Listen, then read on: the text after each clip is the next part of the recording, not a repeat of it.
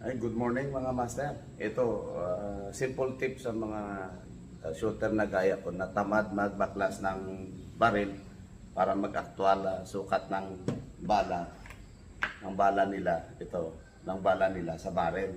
So, ito baka helpful sa ito, malaking bagay na makakatulong.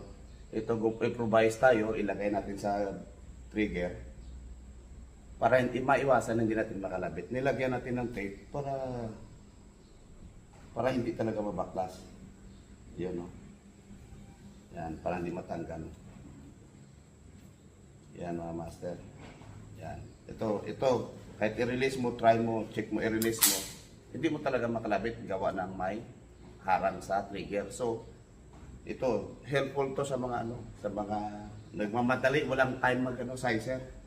Ito, pinaka the best na paraan, mabilis pa. Insert mo, kasa, release, kikita mo na fit yung bala. Kikita mo walang gatang.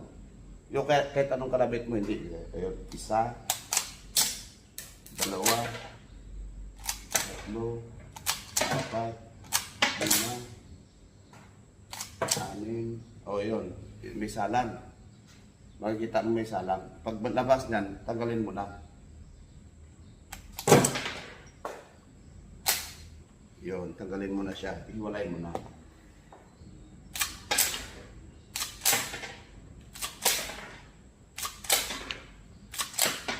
Yun, o. Ibalik, o. O, salang ulit. Tanggalin mo na yan.